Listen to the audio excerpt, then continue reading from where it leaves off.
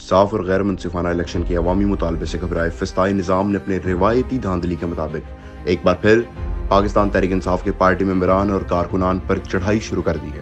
اس بار شکار پاکستان تحریک انصاف کے مرکزی additional secretary general Ali Nawaz Awan ہے۔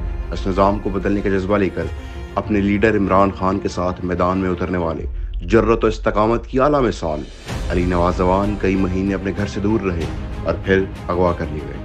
اپریل سے ان کے گھر پر متعدد بار چھاپے مارے گئے، اہل خانہ کو دھمکیاں دی گئیں، یہاں تک کہ گھر کا کچھ حصہ تک مسمار کر دیا۔ ان کے بھائی سمیت گھر کے ملازمین کو اغوا کر کے حبس جاء میں رکھا گیا۔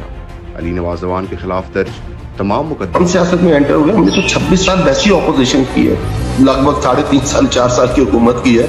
ہمارے سامنے تو یہی تھا کہ ہم نظام چینج کرنے آئے ہیں، اور جب آپ سٹیٹس کو چیلنج کرتے ہیں تو یہ ساری کی ساری مشکلات آتی ہیں۔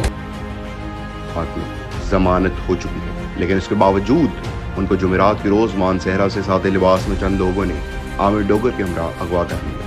ان کے کزن کے مطابق ان کو بٹل پولیس اسٹیشن لے کر جایا گیا۔ اوروں کی طرح ان کا جرم وطن سے محبت اور اپنے قائد عمران خان سے وفاداری ہے۔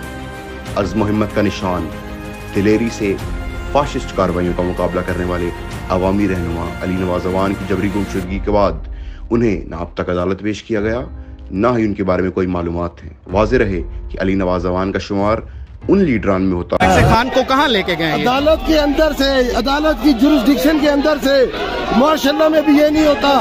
عدالت میں پیش ہوئے، عدالت کے کہنے پہ یہی ساری بات خان صاحب کر رہے تھے کہ ان کی جان کو خطرہ ہے، اور انہی سے جو ان کو سیکورٹی فراہم کرنے کی کوئی گھوشنا کر رہے ہیں، اور آپ کے سامنے ہوا ہے اور عدالت کے اندر ہوا ہے۔ میں اس کمرے کے اندر تھا جنہوں نے عمران خان کی حمایت میں بیان پہلے سے ہی ریکارڈ کر لیا ہے، اور ہمیشہ امن کی بات کرنے والی بات کی عمران خان صاحب نے، تو آج کے بعد کیونکہ آپ کے سامنے جو نیا طریقہ کار آیا ہے اس میں وہ اپڈیٹ کر لیا جاتا ہے، تو اگر مجھے اپڈیٹ کر لیا جاتا ہے اور اس کے بعد کوئی میسج آتا ہے میری طرف سے، کوئی پریس کانفرنس ہوتی ہے میری، یا میرا ٹی وی پروگرام کرایا جاتا ہے، کوئی ویڈیو میسج آتا ہے، تو آپ سمجھ جائیے گا کہ وہ ایک جبر کے نیچے ہے، ایک فسطائیت کے نیچے ہے۔